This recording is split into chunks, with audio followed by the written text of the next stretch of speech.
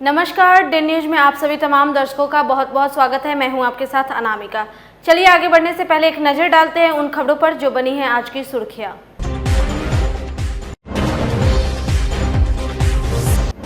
मंत्री रामसूरत राय की बड़ी मुश्किलें, भाई पर कसा शिकंजा, गिरफ्तारी को लेकर कोर्ट में दाखिल हुआ अर्जी।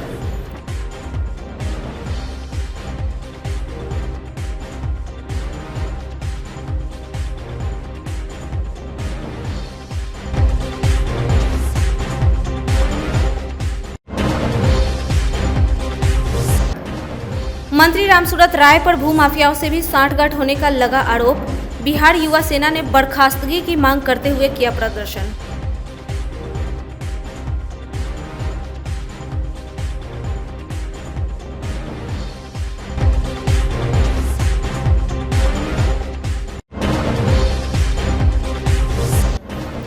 और सीवान पुलिस की रेड पड़ने पर ब्रह्मपुरा इलाके में मचे खलबली, हिरासत में ली गई एक लड़की।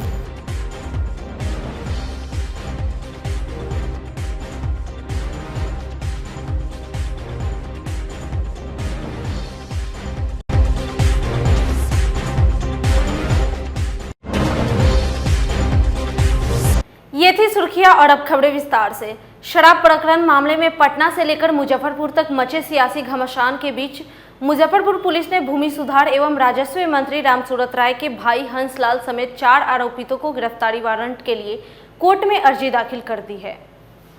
पुलिस की इस कार्रवाई की जानकारी विशेष लोक अभियोजक बजरंग प्रसाद सिंह ने दी है।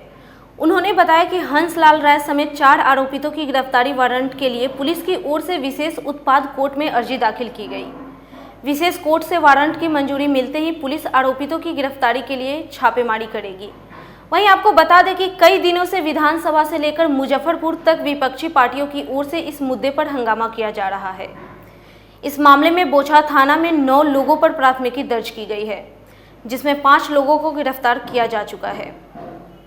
मामला है जो बोचहा में एक स्कूल है जो मंत्री जी के पिताजी के नाम से है। उसी स्कूल के संचालक हैं उनके भाई हंसलाल राय, और उन्हीं के संचालन में स्कूल से 1 ट्रक लगभग शराब बरामद हुआ।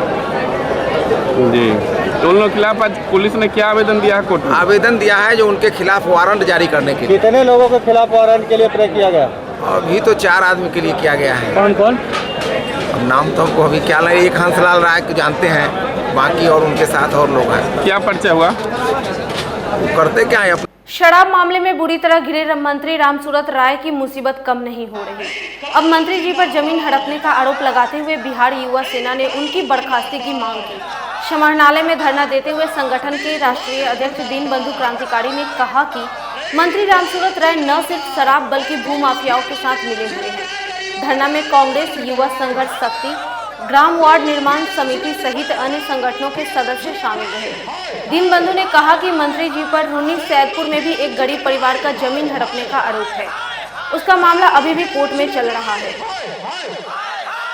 ये धरना हम लोग इसलिए दे रहे हैं कि एक तो मामला अभी देख रहे हैं कि रामसूरत राय जी के विरुद्ध जो शराब का मामला प्रकाशित है, जिसको हमने दिसंबर में ही उठाया था, तो उस मामले में एक और मामला है पूरे औराई नहीं पूरे जिला में हर जगह ये अपना एजेंट सेट किए हुए दारू बेचने के। उसी में एक मामला है कटाई का। कटाई पंचायत की मुखिया कृष्णा देवी, उनके पति हेमंत सहनी और उनका जो बेटा मुन्ना सहनी है, ये ऑलरेडी कई मामलों में, शराब के मामलों में नामजद है, लेकिन 2017 में मामला रजिस्टर्ड है, लेकिन आज तक उसकी गिरफ्तारी नहीं, क्योंकि मंत्री जी का संरक्षण प्राप्त है। मंत्री जी का इतना संरक्षण प्राप्त है कि समझिए कि मंत्री जी विधायक बनने के बाद, मंत्री बनने के बाद हाई स्कूल का अध्यक्ष भी हेमंत सहनी को मनोनीत किए हैं और अपने रिस्क पर थाना में जब्त स्कूटी को भी छोड़वाने का काम किए। अब तो सर चढ़ के औराई में लोग और कटरा में लोग बोल रहा है कि हम भाई मंत्री के आदमी, तुम क्या कर लोगे, तुम्हारा जमीन हड़प लेंगे। बिहार सरकार के भू माफिया और हड़प मंत्री रामसूरत जी के कारनामे को इन्होंने विस्तार पूर्वक खोलने का काम किया है।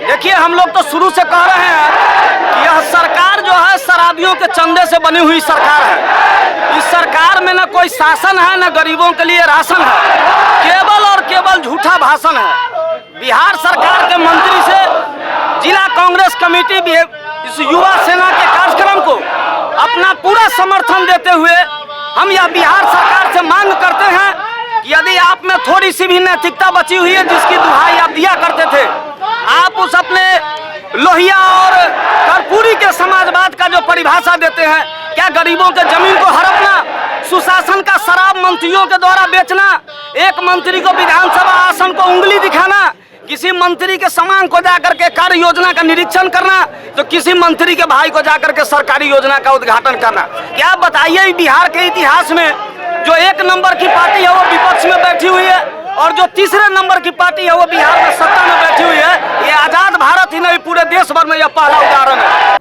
सिवान जिला की पुलिस ने बुधवार की रात ब्रह्मपुरा थाना पुलिस के साथ मेहदी हसन चौक स्थित एक घर में छापेमारी की।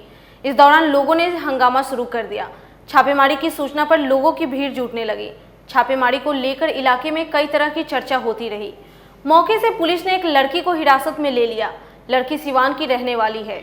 उस पर सिवान में मामला दर्ज होने की बात कही गई। ब्रह्मपुरा थाने में लाकर उसे देर रात तक पूछताछ होती रही। राशन कार्ड से जुड़ी समस्याएं जैसे नए कार्ड का निर्माण व नाम जोड़ने संशोधन के लिए एसडीओ पूर्वी डॉक्टर कुंदन कुमार द्वारा जारी आदेश के अनुसार 20 से 26 मार्च तक सभी वार्डों में कैंप लगाकर वार्ड पार्षदों के माध्यम से इन समस्याओं का निपटारा किया जाएगा।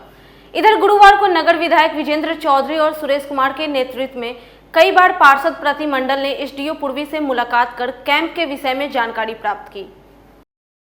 देखिए, हम लोग पहले से ही राशन कार्ड जो त्रुटि हुई थी, राशन कार्ड में जो नया राशन कार्ड बनाने की जो बात है, ये सब जितनी मैटर था, खासकर राशन कार्ड संबंधी, उसके लिए हम लोगों ने अपने वार्ड पार्षदों के साथ में स्थानीय विधायक थे, उनके साथ हम लोग आए थे एसडीओ साहब से मिलने के लिए। उन्होंने सारा चीज़ क्लियर किया है और कहा कैंप लगाइए, आप लोग कैंप लगेगा और सारा जो कन्फ्यूजन था पार्षदों में वो दूर किया गया है। आरटीजीएस काउंटर पर अपना नया कार्ड के लिए जमा करके उनको पावती रसीद मिला हुआ है, उनको राशन कार्ड उपलब्ध नहीं है, वो पावती और आधार कार्ड ले करके आकर के अपने पार्षद के यहाँ कैंप लगाया हुआ है, वहाँ जमा करेंगे। और जिनको राशन कार्ड 5 आदमी का नाम दिए, 1 आदमी का नाम आया है, 4 आदमी का नाम नहीं है, वो भी वहाँ आरटीजीएस काउंटर का पावती माने रसीद के साथ आधार कार्ड और बैंक अकाउंट पार्षद के पास जमा करेंगे, उन लोग की कार्ड बनेगी। मतलब एक ही काम के लिए दोबारा से फिर से डॉक्यूमेंट जमा करना होगा। और नया जो फ्रेश जिनको राशन कार्ड बनवाना है, बिना आरटीजीएस काउंटर के, बिना पावती के इस कैंप में नहीं आएंगे, यही इनका मैंने आदेश हुआ। और जिनको त्रुटि भी है राशन कार्ड में, अगर वो आरटीजीएस काउंटर पर प्रपत्र खो दिए हुए हैं, खो नहीं, त्रुटि वाले को खो देना है और नया वाले को कह देना है। जो खो दिए हुए हैं कि हमारा 5 आदमी का नाम दिए और हमारा 4 आदमी का नाम छूट गया है, तो खो दिए हैं, अगर पावती है तो पावती और सबका आधार कार्ड लेकर के कैंप में आना को लेकर हम लोग आज एसडीओ साहब के यहाँ मिलने आए थे और उनका भी एक कैंप लगने जा रहा है हर एक वार्ड में, जिसमें जितने भी लोग पहले से आरटीपीएस काउंटर पर आवेदन किए हुए हैं वैसे लोगों को और जिनको आज तक कार्ड नहीं मिला है, इन सभी लोगों का निष्पादन कैंप के माध्यम से होगा। जिनका राशन कार्ड 1 आदमी का बना है, 2 आदमी का बना है और 2-3 बच्चों का नाम छूट गया है और उन्होंने आरटीपीएस काउंटर पर आवेदन किया है, वैसे लोगों का भी निष्पादन इस कैंप में होगा। लेकिन जो लोगों ने नया राशन कार्ड भरने के लिए अभी तक आरटीपीएस नहीं किया है, उन लोगों को आरटीपीएस ब्लॉक में आवेदन करना ही होगा। उसी रिसीविंग के बाद उनकी भी समस्या का समाधान होगा और इस कैंप में वही लोग आएंगे जिन्होंने आरटीपीएस काउंटर पर आवेदन कोई किया समय सीमा का निर्धारण किया गया है? जी, अभी तो कैंप लगने वाला है, 4-5 दिनों में सभी वार्डों में प्राय कैंप लग जाएगा। उसी कैंप के माध्यम से एसडीओ साहब का आश्वासन मिला है कि जितने भी लोग हैं ऐसे लोग का निष्पादन अवश्य हो। पेंशन में जो गड़बड़ी है उसको दूर करने के लिए चर्चा परिचर्चा हुई है, उसके अलावा कोई बात नहीं है। गुरुवार को स्टेशन रोड स्थित जिला परिषद सभागार में डीडीसी सुनील कुमार झा ने पश्चिमी अनुमंडल के सभी प्रखंडों में कार्यरत सहायक ग्रामीण आवास पर्यवेक्षक और प्रखंड विकास पदाधिकारियों के साथ बैठक कर प्रधानमंत्री आवास योजना के कार्यों की समीक्षा की। सभी पंचायतों के लिए लक्ष्य का निर्धारण करते हुए 31 मार्च तक की डेडलाइन निर्धारित की गई। डीडीसी ने बताया कि 31 मार्च से पहले आवास निर्माण की अनुशंसा करने वाले आवास सहायकों और ग्रामीण आवास पर्यवेक्षकों द्वारा कार्य संपन्न करा लिया जाता है तो उन्हें प्रशस्ति पत्र देकर सम्मानित किया जाएगा। जितने भी प्रखंड हैं सभी प्रखंडों में कार्यरत ग्रामीण आवास सहायक, ग्रामीण आवास पर्यवेक्षक और प्रखंड विकास पदाधिकारियों की समीक्षा बैठक हम लोग कर रहे हैं। और सरकार के द्वारा हम लोग को निर्देशित किया गया है कि जितने भी प्रधानमंत्री आवास योजना सैंक्शन किए गए हैं उन सभी को 31 मार्च तक पूरा कराने का लक्ष्य दिया गया है। उसी की दिशा में हम लोग जो है यह समीक्षा बैठक कर रहे हैं और सभी पंचायतों को हम लोग लक्ष्य निर्धारित कर रहे हैं और उन लोगों को कहा गया है और हमने उन लोगों को निर्देशित किया गया है कि यदि 31 मार्च तक सभी घर पूर्ण नहीं होते हैं तो जिन भी आवास सहायक के द्वारा काम में कोताही बरती जाएगी, मतलब बरते जाने की हम लोग को सूचना मिलेगी या वो मतलब अपना जो उनको दायित्व दिया गया है उसमें यदि उनकी कोई कमी रहती है तो हम उनके ऊपर में कार्रवाई भी करेंगे। और जो अच्छा काम करेंगे, जिनके द्वारा 100% आवास पूर्ण कराया जाएगा या 90% से अधिक जिनके द्वारा कराया जाएगा, उनको हम लोग जिला पदाधिकारी के स्तर से प्रशस्ति पत्र भी दिलवाएंगे और आगे उनको हम लोग जो है और भी सुविधाएं जो हम लोग दे सकते हैं उनको हम लोग देंगे। जीविका की ओर से गुरुवार को मोतीपुर चीनी मिल मैदान में दीनदयाल उपाध्याय ग्रामीण कौशल योजना के तहत रोजगार सह मार्गदर्शन मेला का आयोजन किया गया। मेला का शुभारंभ जीविका DPM Anisha, RSETI director Nand Kishore Singh, जिला रोजगार प्रबंधक अभिषेक शेखर तथा जीविका बीपीएम मनोज कुमार ने दीप प्रज्वलित कर किया। कार्यक्रम में रोजगार के अवसर प्रदान करने के लिए संगठित क्षेत्र के 11 कंपनियों ने भाग लिया। जीविका बीपीएम मनोज कुमार रजक ने बताया कि मेले में 330 कैंडिडेट को सीधे रोजगार प्रदान किया गया। साथ ही दीनदयाल उपाध्याय ग्रामीण कौशल योजना से 210 एवं RSETI से 130 कैंडिडेट को कौशल प्रशिक्षण से जोड़ा गया। फर्जी से आई हूँ और DDU JKY में काम चाहती हूँ। मैं कंप्यूटर कोर्स की जीविका के थ्रू। यहाँ पर आई तो सहयोग मिल रहा है? जी हाँ। क्या नाम हो? मेरा नाम प्रियंका कुमारी है। कहाँ से आई हैं? जैसे कि मैं ट्रेनिंग करके मैं अपने परिवार की आर्थिक स्थिति को सुधार सकूं, जॉब करके। कहाँ से आती हैं आप? मोतीपुर से। क्या नाम हो? काजल कुमारी। रियल घर हो गया सब थी भगवानपुर, मुरारपुर भगवानपुर गाँव। रोजगार सह मार्गदर्शन मेले का आयोजन किया है। इसमें पंचायत स्तर पर लगभग 3000 के आसपास कैंडिडेट का रजिस्ट्रेशन करवाया गया था और आज के मेले में कैंडिडेटों ने लगभग 1500 से 1800 के बीच में कैंडिडेट उपस्थित हुए और उनको सीधे रोजगार से लगभग 324 कैंडिडेट का जुड़ाव किया गया है। और साथ ही कौशल प्रशिक्षण के लिए DDU JKY के तहत 170 और RSETI के तहत जो है कि 115 कैंडिडेट का हम लोगों ने चयन किया, जो कि निकट भविष्य में रोजगार एवं प्रशिक्षण पाकर अपना भविष्य उज्ज्वल बना सकते हैं। तो ये निरंतर प्रक्रिया है और हम लोग आगे भी। साहेबगंज के मोरहर रूप छपरा के 32 वर्षीय पप्पू चौधरी पिछले 14 जनवरी की शाम से ही लापता है। परिजनों के मुताबिक वह धड़हरा गांव गया था, जो आज तक वापस नहीं लौटा। काफी खोजबीन की गई लेकिन अब तक कोई सुराग नहीं मिला। मंदबुद्धि पप्पू चौधरी की जानकारी देने वाले को 10,000 रुपए का इनाम दिया जाएगा। दर्शकों से अनुरोध है कि इनके संबंध में कोई जानकारी मिले तो कृपया मोबाइल नंबर 9631728381 या 9431822348 पर सूचित करें। देश में चल रहे किसान आंदोलन और कृषि कानून पर विस्तृत चर्चा के लिए 21 मार्च को 12 बजे दिन से महेश प्रसाद सिंह साइंस कॉलेज मैदान में किसान महापंचायत का आयोजन किया गया। इस महापंचायत को हरियाणा के मशहूर किसान नेता एवं ऑल इंडिया किसान खेत मजदूर संगठन के राष्ट्रीय अध्यक्ष सत्यवान सहित अन्य नेतागण संबोधित करेंगे। इस बात की जानकारी देते हुए खेत मजदूर किसान संगठन के राज्य अध्यक्ष लाल बाबू महतो ने कहा कि सत्यवान संयुक्त किसान मोर्चा के अग्रणी नेताओं में शामिल है और मुजफ्फरपुर आकर यहां के किसानों के बीच मोदी सरकार का पोल खोलने का काम करेंगे। संवाददाता सम्मेलन में अर्जुन कुमार एवं मोहम्मद इदरीस सहित कई अन्य नेता मौजूद रहे। मैंने अपने गन्ना बेचना पड़ रहा है, इसमें काफी किराया लग रहा है, प्रति क्विंटल 100 रुपये किराया ज्यादा लग रहा है। 3 से 4 सालों से उनका गन्ना का दाम नहीं मिला हुआ है। ये पूरा दयनीय स्थिति है। इसलिए जो किसानों की जो पहले मांग थी, उस मांग के खिलाफ एक कानून लाया गया। ये जो किसानों की हालत पहले से ही दयनीय बनी हुई है। पूर्ववर्ती सरकारों ने भी जो आजादी के बाद से जो भी सरकार सत्ता में आई, वे सभी सरकारों ने किसान विरोधी नीतियों को लागू किया, जिसके कारण खेती का लागत काफी बढ़ गया है। खेती का लागत का सारा चीज पूंजीपतियों के हवाले है। अब इस कानून के तहत जो उनके हाथ में अनाज था वो अनाज भी पूंजीपतियों के हवाले चला जाएगा। इससे भयंकर महंगाई बढ़ेगी, किसानों को औने पौने दाम पर अनाज को बेचना पड़ेगा। तो इन सारे पहलुओं को लेकर एक किसान पंचायत आयोजित है। हम आपके प्रेस के माध्यम से, आप लोगों के माध्यम से अपील हम किसानों से करना चाहते हैं कि इसमें भारी संख्या में शिरकत करें, कानून के पहलुओं को समझें और देश में किसानों की दुर्दशा को सुधारने के लिए किस तरीके का समाज बनाने की जरूरत है, किस तरीके से लड़ाई को आगे बढ़ाने की जरूरत है, इन सब विषयों पर व्यापक चर्चा होगी। और इसी के लिए हम लोग संवाद सम्मेलन आयोजित कर रहे हैं कि ताकि किसान पंचायत को सफल बनाया जा सके। अग्नि सुरक्षा से जागरूकता कार्यशाला का आयोजन समाहरणालय स्थित सभागार में किया गया। कार्यशाला का उद्घाटन डीडीसी आपदा अपर समाहर्ता और जिला अग्निशम पदाधिकारी ने संयुक्त रूप से दीप प्रज्वलित कर किया। वहीं डीडीसी के पंचायत प्रतिनिधियों ने अपने क्षेत्र में आग से बचाव के लिए नुक्कड़ नाटक के माध्यम से जागरूकता फैलाने के लिए कहा। वहीं अग्निशमन विभाग के अधिकारियों ने अग्निशमन विभाग द्वारा उपयोग में लाए जाने वाले उपकरणों का प्रयोग कर आग से बचाव की जानकारी दी।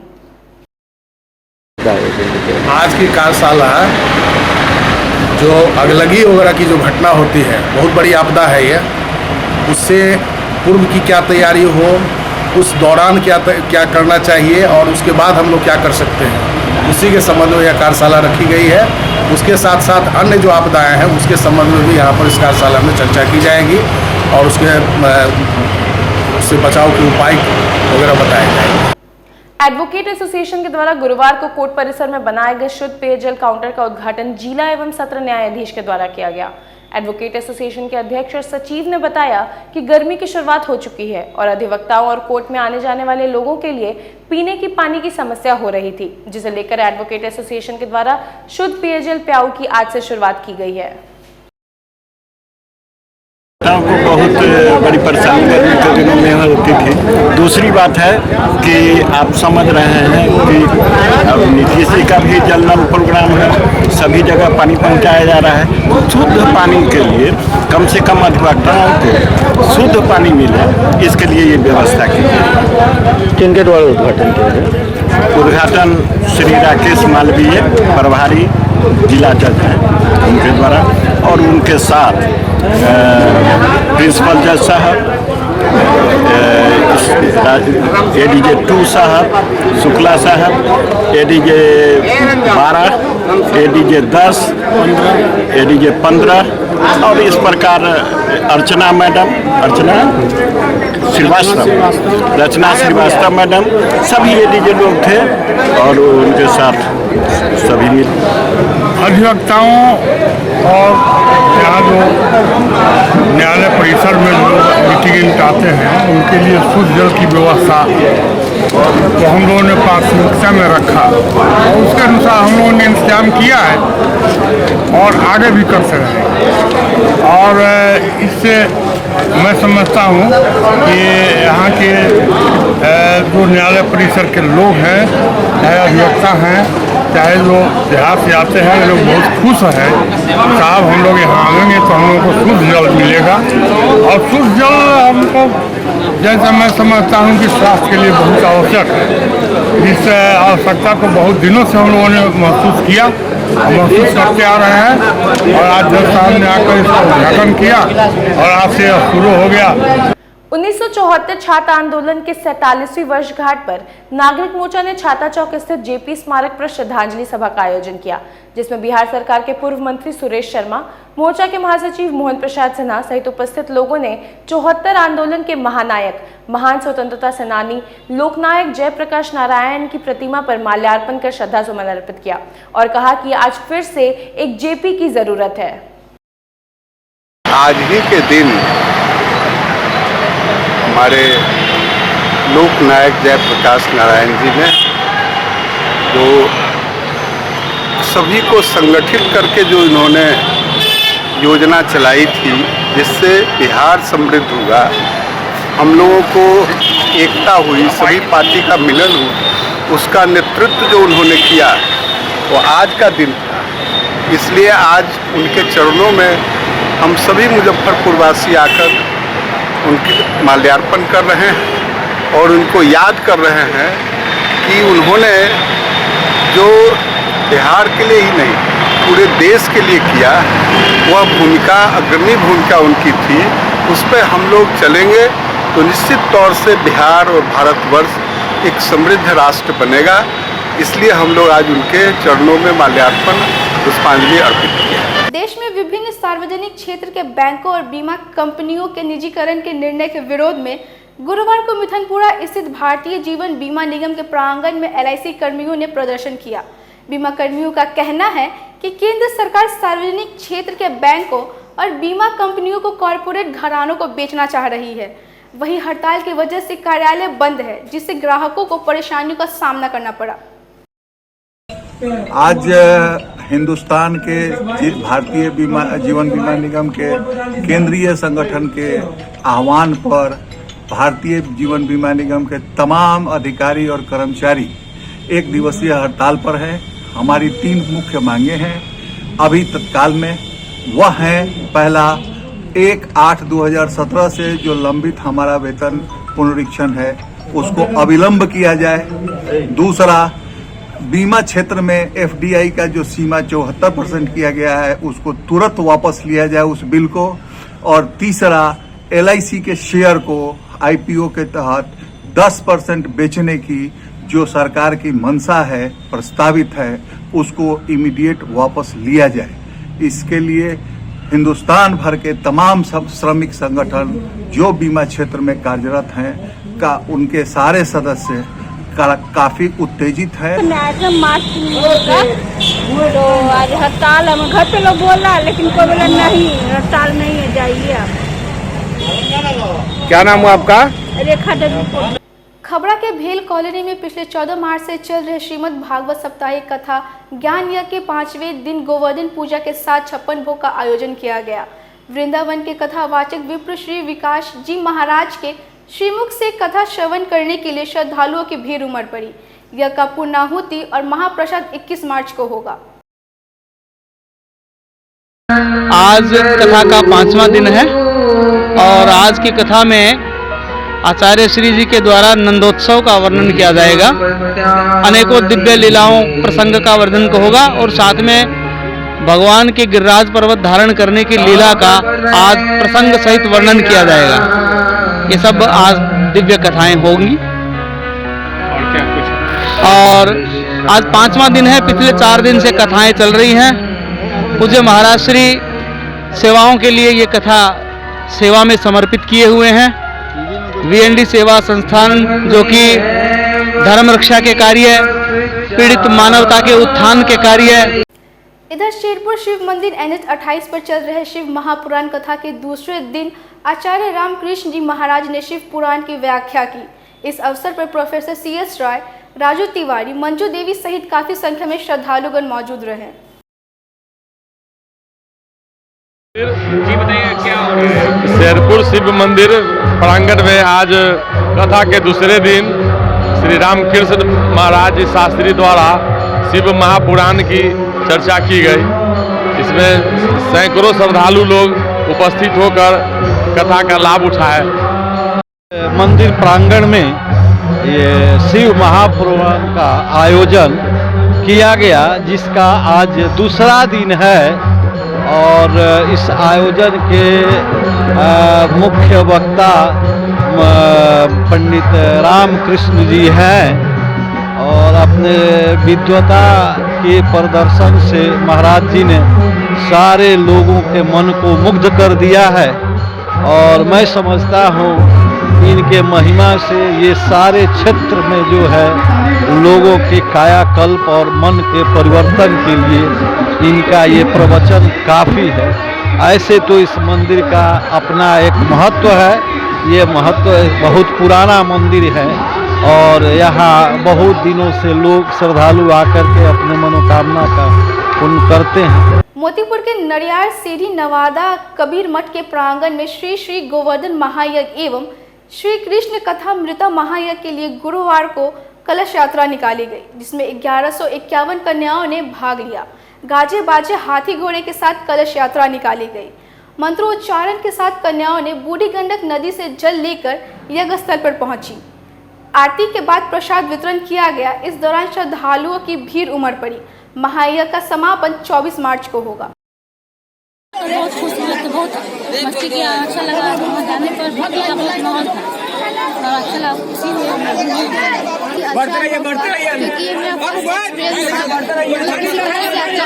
क्योंकि मैं किसी कलश यात्रा में मुझे बहुत अच्छा लगा और मैं बहुत खुश भी हूँ।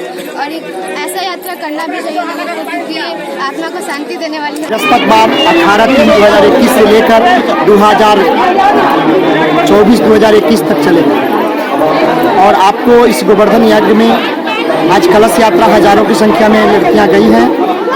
रोज सुबह 11:30 बजे 7:30 बजे से लेकर 11:30 बजे तक पूजा होगी। शाम 4 बजे से लेकर 10 बजे तक प्रवचन होगा। दूसरा कोई कार्यक्रम का व्यवस्था नहीं। आज की खबरों में फिलहाल इतना ही। कल फिर मिलेंगे कुछ नए खबरों के साथ। तब तक के लिए हमारे डे न्यूज परिवार को दीजिए इजाजत। नमस्कार।